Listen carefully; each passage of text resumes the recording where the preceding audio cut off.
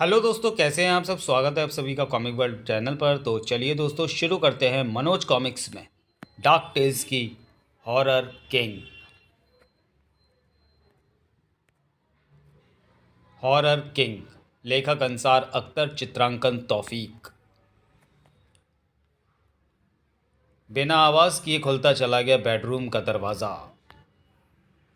बिल्ली की आंखों की चमक उसके वहशी होने का संकेत देने लगी। बेड पर सोई युवती जाग उठी। अरे, तुम भीतर कैसे आ गई पूसी? दरवाज़ा तो भीतर से बंद था। म्याऊं। पूसी उसकी गोद में जा चढ़ी। क्या बात है पूसी? म्याऊं। अगले ही पल हड़बड़ाकर उसने बिल्ली को दूर उछाल फेंका। उफ कर्र। दूसरे ही पल कमरे का दृश्य भयानक होता चला गया। या ई हा हा हा हा हा हा। तेरा खून पीने के बाद मेरा प्रतिशोध पूरा हो जाएगा। नहीं, बचाओ। तभी मैं आ गया हूँ आशा। अजय, पिशाचरी, आज मैं तेरा अंत करके इस परिवार पर से तेरे मनुष्य साय को समाप्त कर दूंगा। घर, अपने रास्ते में आने वाले को भी मैं क्षमा नहीं करती। उफ। सख्त होती जा रही थी चुड़ैल की पकड़। उसके भयानक दांत युवक की गर्दन में पेवस्त हो जाने के लिए बढ़े। हा हा हा हा हा हा। आशा, त्रिशूल उठाओ। आशा जैसे नींद से जाग गई हो। ओह अजय। उसने अपनी पूर्ण शक्ति एकत्र की और कच। चुड़ैल भयानक चित्कार करते हुए फर्श पर जा गिरी। अजय। अगले ही पल राख में बदलता चला गया उसका शरीर। फिर कमरे में हवा का एक तेज झोंका आया और उस राख को बिखेर गया। कुछ ही क्षण बाद सब कुछ शांत हो गया। अजय। हाँ आशा, हमने चुड़ैल का अंत कर दिया है। शिवजी के त्रिशूल ने उसे भस्म कर डाला और अब वह हमें सताने कभी नहीं आएगी। इस दृश्य के साथ ही फिल्म समाप्त हो गई और हॉल तालियों से गूंज उठा। काली रात के इस प्रीमियर शो में फिल्म का निर्माता निर्देशक नवीन चौधरी भी उपस्थित था, जिसे अब पत्रकारों ने घेर लिया था। बहुत अच्छी फिल्म बनाई है Naveen ji, perfect horror movie. Thank you. मेरा फील्ड ही हॉरर फिल्में बनाने का है। आपकी ये फिल्म भी सुपर हिट रहेगी। अगर ये बात है तो मैं आप सबको एडवांस में पार्टी देता हूँ। चलिए मेरे घर, जिसे मैं हॉरर हाउस कहता हूँ। अपने नाम के अनुरूप ही बनाया था हॉरर हाउस। उफ, ये घर है या किसी फिल्म का सेट? हा हा हा, ये मेरा घर है मैडम। ड्राइंग रूम की हर चीज़ शरीर में सिहरन पैदा कर रही थी। मुझे तो डर लग रहा है। अरे भाई, यहाँ सब कुछ नकली है, डरो मत। आप भी कमाल के आदमी हैं चौधरी साहब, क्या आपको बिल्कुल डर नहीं लगता? डर को मैं अपना व्यापार समझता हूँ मैडम। डरावनी फिल्में बनाकर ही मैं फिल्म इंडस्ट्री में टॉप पर पहुँचा हूँ। क्या आपकी अगली फिल्म भी हॉरर बेस्ड होगी? जी हाँ। इस बार मैं ऐसा प्लॉट तैयार करूंगा जिसे पर्दे पर देखकर दर्शकों के रोंगटे खड़े हो जाएंगे। रात ढलने के साथ साथ पार्टी समाप्त हो गई। मेहमान चले गए तो हॉरर हाउस सन्नाटे में डूब गया। भीतर नवीन चौधरी बिस्तर पर लेट चुका था और उसका सेक्रेटरी सिरहाने बैठकर एक किताब खोल रहा था। जब तक मैं सो ना जाऊं तुम कहानी सुनाना बंद मत करना राज। Okay sir. संदूक का ढक्कन धीरे धीरे खुलने लगा और उसमें से एक हाथ बाहर निकल आया। अच्छी कहानी है। कहानी सुनते हुए नवीन चौधरी गहरी नींद में पहुंच गया। संदूक से बाहर निकली बला धीरे धीरे उसकी ओर बढ़ रही थी। अचानक, नहीं, उफ। क्या हुआ सर? उफ, बड़ा भयानक सपना था।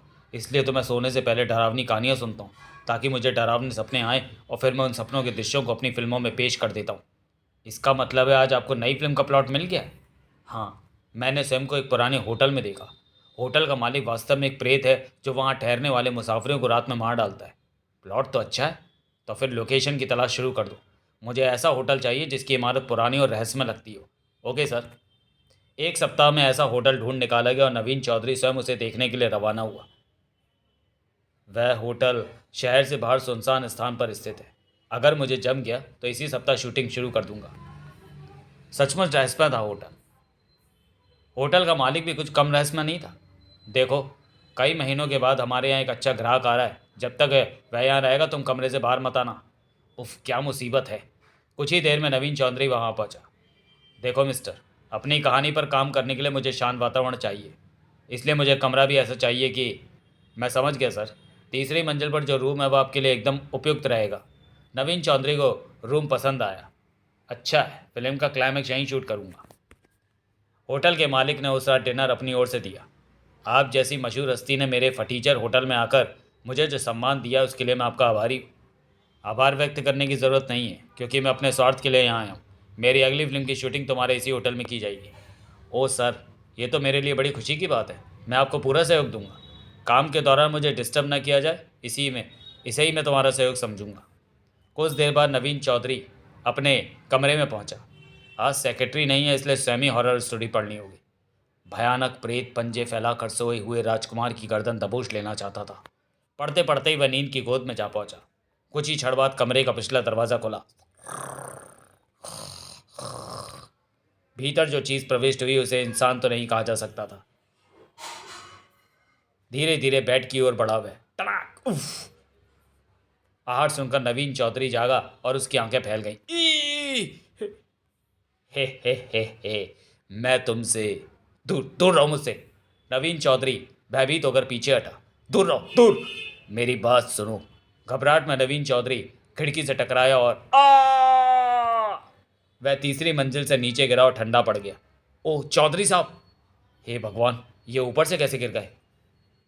डैडी, मैं इनसे मिलने के लिए ऊपर गया था और मैंने मना किया था। फिर क्यों गया था तू? मैं हॉरर किंग के दर्शन करना चाहता था डैडी, और उम्मीद कर रहा था कि वह अपनी किसी फिल्म में मुझे भूत का रोल दे दे। मूर्ख व्यक्ति, आग में जलने के कारण तेरा चेहरा इतना भयानक हो चुका है कि कोई भी इंसान तुझे देखकर डर जाता है। इसलिए मैंने तुझे कमरे से निकलने से मना किया था। तुझे देखकर मेरे बहुत से ग्राहक भाग चुके हैं। मगर डैडी, ये तो हॉरर किंग था, डरावनी कहानियां लिखता था और डर का व्यापार करता था। फिर ये स्वयं मुझसे क्यों डर गया? शायद इसलिए कि कहानी और हकीकत में बहुत फ़र्क होता है। जाकर पुलिस को बुला ला। बेचारा हॉरर किंग। अगली कहानी है भूख। लेखक अंसार अख्तर, चित्रांकन मुकेश। माँ बाप की मृत्यु के बाद साबू अनाथ हो गया और एक दिन रिश्तेदारों ने भी उसे दर दर की ठोकरें खाने के लिए छोड़ दिया। निकल यहाँ से, कब तक मुफ्त की रोटियां तोड़ेगा? इतने बड़े शहर में वह मासूम अकेला भटकने पर मजबूर था। उफ, बड़े जोरों की भूख लगी है। हर कोई उसे भिखारी समझकर धुतकार देता है। चल बे फुट, यहाँ खाने को कुछ नहीं है। आखिर भूख ने उसे रोटी चुराने पर मजबूर कर दिया। रोटी ले गया। एक रोटी के लिए 20 आदमी उसके पीछे लग गए। पकड़ो, चोर चोर। आखिर वह पकड़ा गया। मारो साले को। लोगों ने उसे जमकर पीटा। तार तार तार। तभी जाबरा ने आकर उसे बचाया। बस करो, एक रोटी के लिए इसे मार डालोगे क्या? जबरा उसका हाथ पकड़कर वहां से दूर ले आया। मैं चोरी करना बुरा नहीं समझता साबू। आज से मैं तुझे सिखाऊंगा कि चोरी कैसे की जाती है। जाबरा के अड्डे पर साबू जैसे अनेक बालक थे। आज से तुम यहीं रहोगे और मेरे लिए चोरियां करोगे। मुझे बहुत ज़ोर से भूख लगी है। पहले काम पर जाओ, उसके बाद खाना भी मिलेगा। लेकिन मैं चोरी करना नहीं जानता। राजू, बंटू, तुम इसे साथ ले जाओ और जो यह नहीं जानता इसे सिखा दो। साबू अपनी पहली वारदात के लिए निकला। क्या चुराना होगा मुझे? कोई भी कीमती चीज़। अगर वह चीज़ सोने की हुई तो जबरा बहुत खुश होगा। मुझे तो एक कीमती चीज़ दिखाई दे गई, तो हो जाओ शुरू। बंटू ने अपनी कलाकारी दिखाई। धड़ाड़ उफ। नीचे गिरी महिला के गले से उसने चेन खींच ली। ए चोर! देख लिया, इस तरह होता है काम। अब वह चेन जबरा के पास पहुंच जाएगी। तो चलो हम भी काम शुरू करते हैं। राजू से अलग होकर वह अपने शिकार को ढूंढने लगा। अभी तक कोई कीमती चीज़ दिखाई नहीं दी। एक घर का दरवाज़ा खुला देखकर वह भीतर घुसा। यहाँ शायद कुछ मिल जाए। पहले कमरे में उसे वह चमकदार गुलदान नजर आ गया। ये सोने का लगता है। तभी, ए कौन है? चोर! इस बार उसने भागने में बहुत तेज़ी दिखाई। आज मुझे कोई नहीं पकड़ सकता। इधर जाबरा के अड्डे पर क्या लाया रहा है बंटू? देखकर खुश हो जाओगे जाबरा। ये लो सोने की चेन। अरे वाह!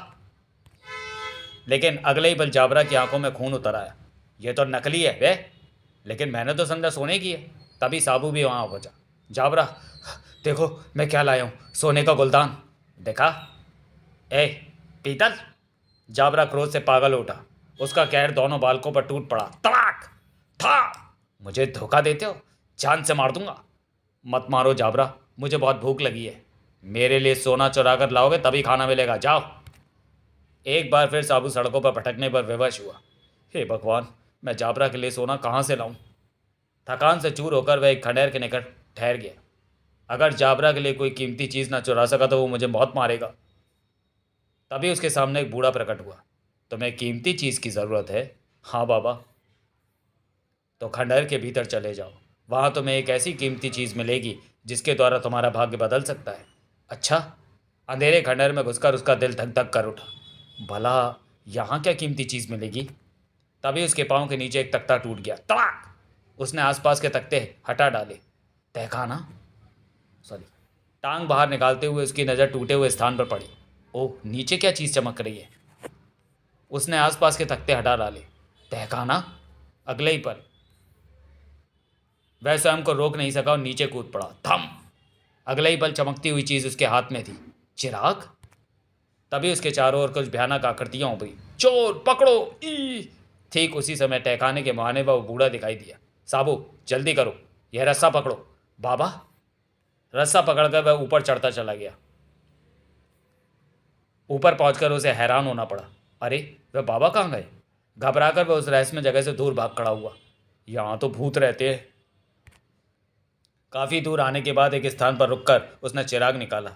ये बहुत सुंदर है, कीमती भी होगा।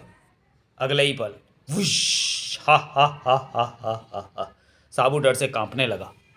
डरो मत, मैं तुम्हारी 3 इच्छाएं पूरी करने आया हूँ। बोलो, क्या चाहिए? तुम अलादीन वाले जिन हो? नहीं, मैं दूसरा जिन हूँ। एक बार जिसके हाथ लगता हूँ उसकी केवल 3 इच्छाएं पूरी करता हूँ। बोलो, तुम्हें क्या क्या चाहिए? मुझे तो कुछ नहीं चाहिए। हाँ, जाबरा को, सोने का उड़ने वाले कालीन जाबरा को बचा दो। ये तो 2 इच्छाएं हो गई। हाँ, पहले इन्हें पूरा करो। अपने सामने प्रकट हुए सुनहरे कालीन को देखकर जाबरा खुशी से पागल हो उठा। ओए, ये कहाँ से आ गया? उसने कालीन पर पाँव रखा और अरे ओ हा हा हा। लेकिन कुछ ही देर में जाबरा घबरा गया। ये तो ऊपर ही ऊपर जा रहा है। रोको मुझे, नीचे उतारो। साबू ने भी उसे आकाश में उड़ते देखा। अपनी तीसरी इच्छा प्रकट करके उसे नीचे उतार लेता हूँ।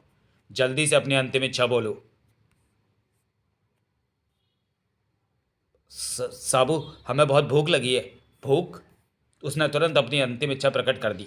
संसार में जहाँ भी जो इंसान भूखा हो उसके लिए पेट भर खाने का प्रबंध कर दो। इस इच्छा के बाद वह चिराग अब किसी काम का नहीं रहा था। समाप्त। अगली कहानी, भारी संदूक।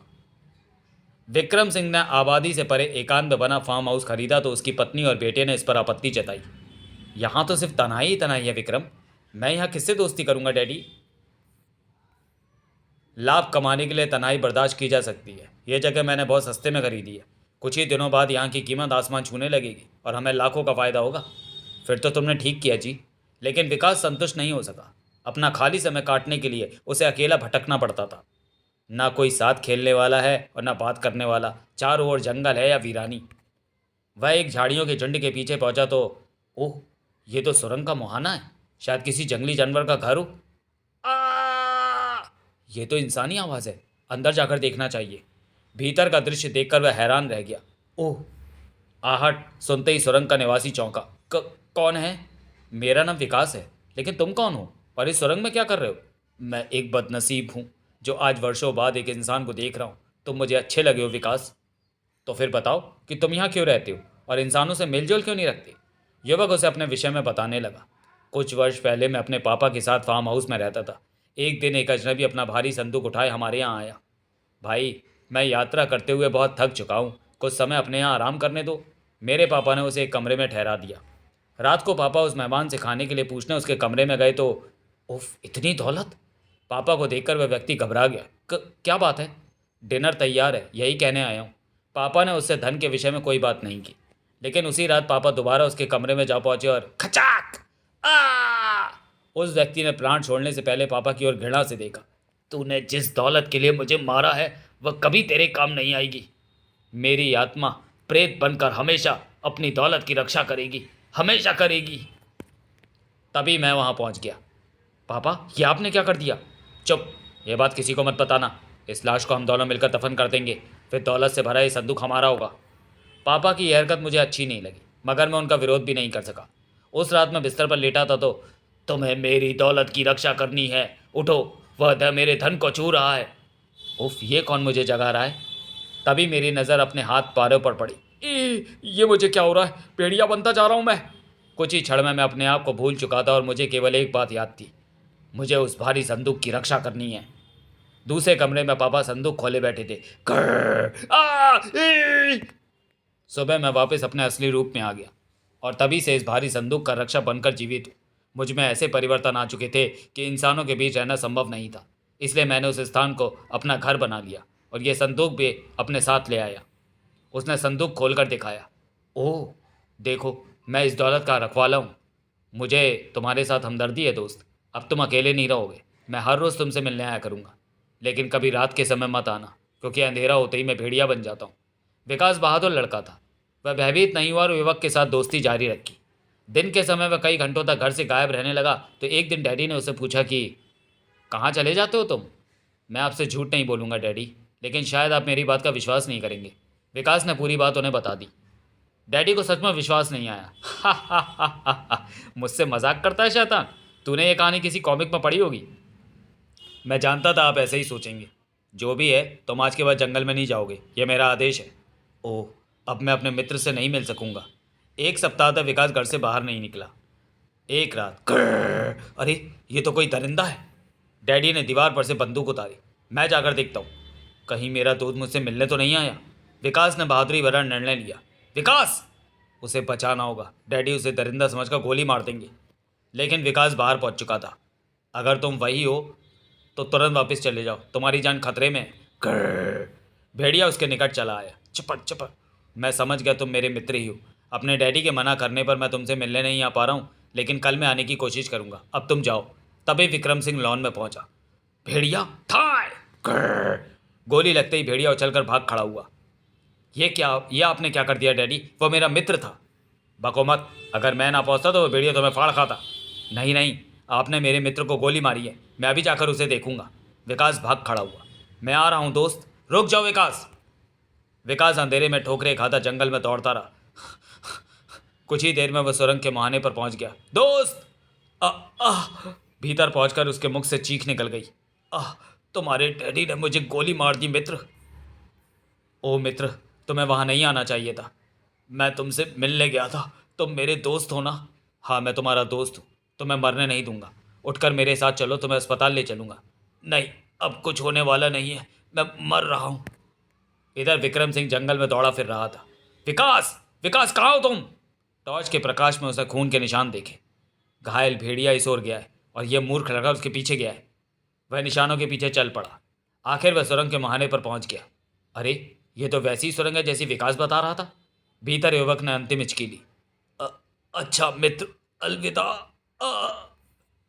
पुत्र की चीख सुनकर विक्रम सिंह सुरंग में घुस पड़ा। दोस्त! विकास! डैडी, आपने मेरे मित्र को मार डाला है। उफ, ये मैं क्या देख रहा हूँ? मत जाओ मित्र, मुझे छोड़कर मत जाओ। विक्रम सिंह की आंखों विक्रम सिंह की आश्चर्य से फटी हुई आंखें संदूक पर जा टिकी। संदूक भी है? तो क्या विकास की बात सच थी? आगे बढ़कर उसने संदूक का ढक्कन उठा दिया। वाह! दौलत का मतवाला विक्रम सिंह इतना धन देखकर खुशी से झूम उठा। अच्छा हुआ मैंने उस प्रेत को मार डाला। अब ये सारा धन मेरा है। मैं इसका मालिक हूँ। हा हा हा। अचानक उसका दिल दहल उठा। आंखें फाड़े वह विकास को भेड़िए का रूप लेता देखता रह गया। अब मुझे इस भारी संदूक की रक्षा करनी है। समाप्त। तो चलिए दोस्तों, वीडियो को यहीं समाप्त करते हैं और मिलते हैं मनोज कॉमिक्स की डार्क टेल्स की किसी अगली कॉमिक्स में अगले वीडियो में। तब तक के लिए धन्यवाद।